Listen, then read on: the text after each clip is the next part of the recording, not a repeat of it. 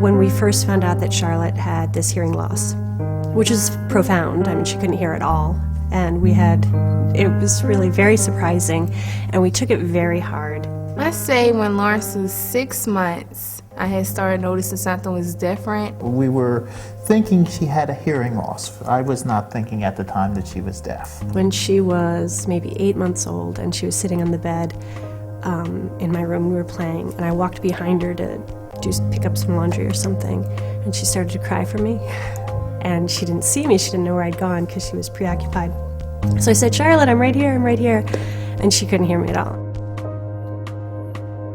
He was going to daycare, and his director had, approached me, and she told me that she don't think he can hear, so. She was diagnosed as deaf. When you hear about your child can't hear, you don't want to talk about money. You don't want to talk about anything, but what can we do to make my child normal? Hearing impaired children, primarily, that's their only disability. Their ears, or the technical part of it, their cochlea is disabled. All the other systems work fine, their cognition, their emotions. So basically, our job is to get them to overcome that disability by giving them the proper tools. The Hearing and Speech Agency is a private nonprofit agency that provides clinical services and school services for children with hearing loss.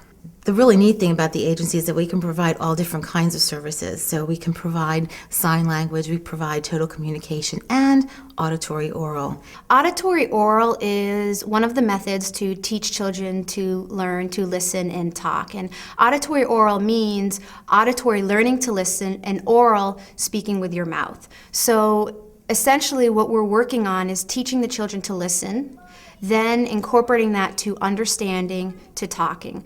Who are you going to ask? Charlotte, how you feel? Happy. Why? Because I play that video game on the TV. So we're basically working on 3 parts. We're working on their ears, we're working on their mouth, but we're also working on the auditory nerve so that it's being stimulated for them to understand how everything works. It is the audiology, the speech-language pathology, and the classroom piece all integrated in a way that does not happen in most settings. Hello, Brock. Hello, Brock. Language time. Language time. Listen and look. Listen and look. Here we go. Here we go. Singing is a very big part of our day because the children need to learn how to use their voice at different levels. They need to learn how to whisper. They need to learn the difference between loud and soft. And singing helps them develop their voice. Language time. Listen and look. Listen and look. Here we go. Here we go. Sade, what are you doing? You making me feel better? Dramatic play is a very big thing for us. Each week we have a new theme. As I mentioned, Community Helpers is our theme probably for this month. The children are playing dress up. We've got community helpers coming in. They're learning the vocabulary. They're learning how to use the vocabulary. We're incorporating the vocabulary in daily listening checks. And they have a blast doing it. And that's the whole point of Goosable. These children need to have fun. Sade, go get some dirt. There you go. Go get some dirt. Put it in the dump truck. Wow, you got a lot Speech of pathologist really teaches them how to listen, how to localize and turn to the sounds that they hear, and then how to put meaning to the sounds that they hear. It's not just like putting on a pair of glasses and all of a sudden you can see better. You can hear better, but you don't have meaning attached to it. It is dirty. We need to dump. We need to dump it. How about we dump it in the trash? It's sort of like you're starting with a blank slate, you know, and you're teaching the child from the very, very beginning. Dump. Aaron, go help. In the table. Dump. Go help. Dump. The parent is faced with a really hard decision when they know that their child has a hearing impairment or is deaf. They're up for a lot of big decisions. And they sat us down and told us about the cochlear implant, which I never heard of it, never knew about it. So we went through the formality of talking to the cochlear people, and they told us Shawty would be a good candidate for it. If the nerve is intact but the cochlea is not functioning, then they may be a candidate to receive a cochlear implant, which is an electrical device that is surgically implanted into the inner ear, and it electrically stimulates the nerve so that they have a perception of sound. Gateway School came in and they interviewed her, and to see what could she fit into their program, so forth and so on. And from that point, the people that came out from Gateway, I fell in love with them. These parents have a unique experience that has to be appreciated and recognized, and it's a partnership. It's always a partnership. I can remember the day when Shawty first was activated after her surgery. The audiologist down at John Hopkins, when they turned her on and programmed and everything, her name was Courtney. She was like, it's on. And all you could see Shawty's face was blow up. And like, what in the world is this? She was like, what in the world is this? I mean, like, wow.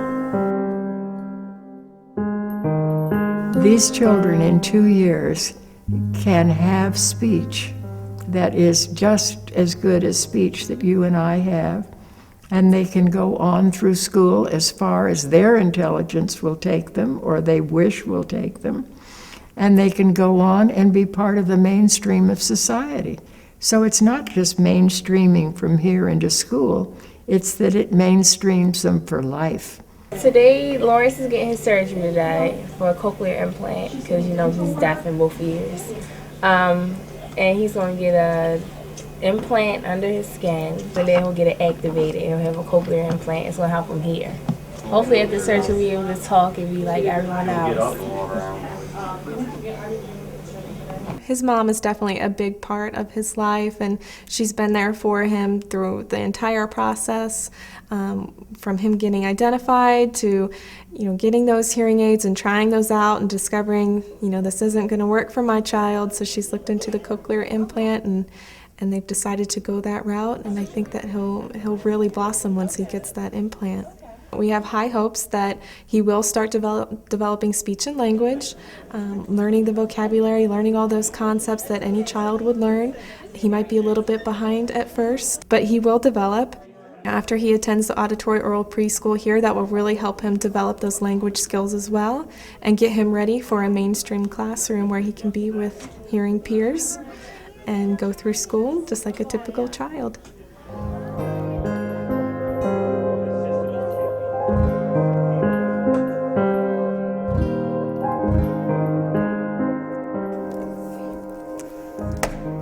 That's me. I am standing with a backpack on, 2 elephants on my shirt looking at each other, and my shirt is pink.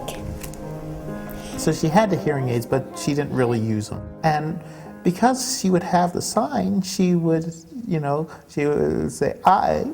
And what was that? Was that crispy? Was that crispy? Was that mommy? But then she would sign, and then you go, and then we would say, mommy. Finally, we started doing oral rehabilitation with her, and by that, it's really just focusing on her getting to learn how to listen, and focusing, because she's such a visual child with ASL, I really sat next to her. I didn't sit across from her. I didn't want her to look at my face, to read my lips. She had to depend on her implant for an hour a session.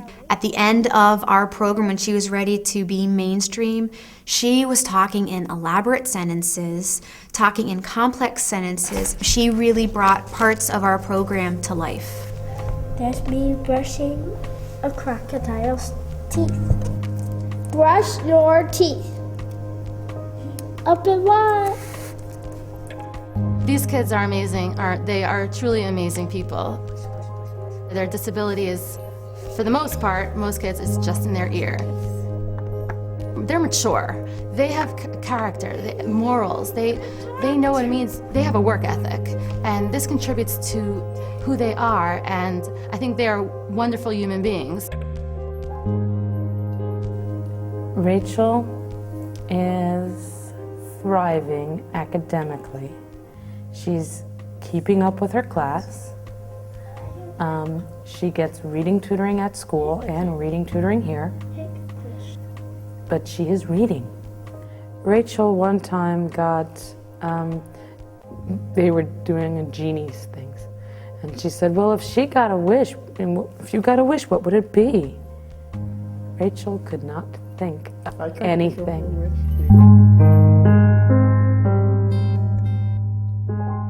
It really is remarkable to meet a child who has very little spoken language, and 2 years later you're having a conversation with that child that you can, that you forget that they have a hearing impairment. As far as Charlotte's future schooling, I do fully expect her to be mainstreamed after she leaves Gateway. She's doing phenomenally well academically. Her speech is improving rapidly. E. Shh.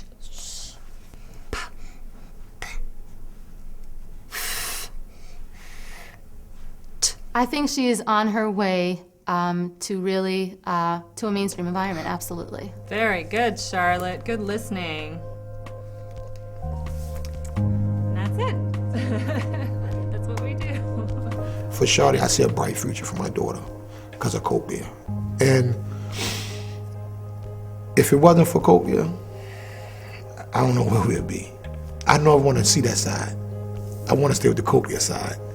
And as long as I can stay with the Copia side, I'm good. Whatever I had to do to make sure she running good with our Copia, I'm good.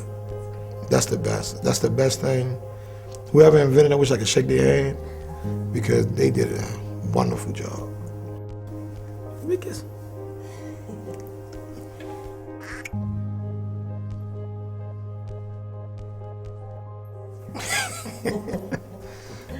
How was school today? Yeah. It was good? Yeah. You miss me? Yeah. I love you. Love you. I love you too. My hopes for the future of this program, I don't want us to be the biggest. I just want us to be the best. And we already are. I know we are. I would like us to continue to prepare children with severe hearing loss for regular education. We're small but mighty, that's what we always say, because really small is better in this case, because the kids get what they need and the families get what they need, and they feel connected and empowered by having had the experience of having a child here. They have different ways of reacting. They can cry. Okay. They can scream. They can start talking a lot, not talking, but making noise. So yeah, we'll just have to see. And he won't be hearing for a little while. Okay, we'll just be taking some measurements. Okay. So first we'll just make a connection. Okay. And then we'll start to stimulate. And as we start to stimulate, we'll see what he's hearing. The microphone is off, so he's not hearing us talking. Okay. Okay. Okay, so now I'm going to start stimulating certain places along the electrode array. So we have 22 electrodes.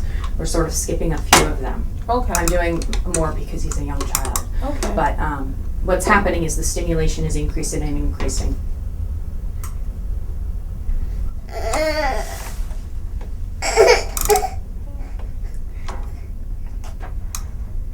Yeah, you feel it?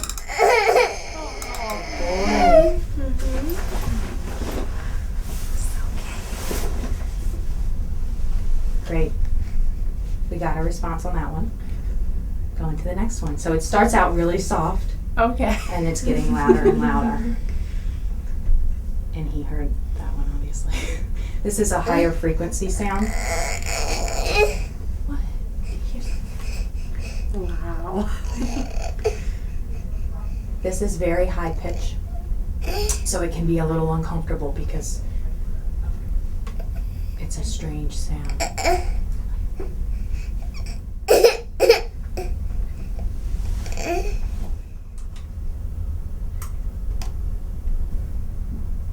How are you?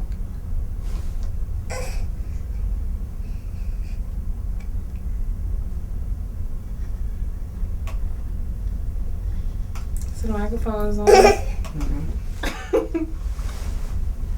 And so sometimes when things first turn on, You hear it. it You hear is a little it. loud. You hear it. Lawrence will definitely have the opportunity to go to college, do any job that he really wants to do because he can hear and he can speak and he can be a part of the hearing world. It is. Do you want to pet him? Oh, good petting the dog, Ethan. Good job. Charlotte, if you stay still, he won't follow. He doesn't let me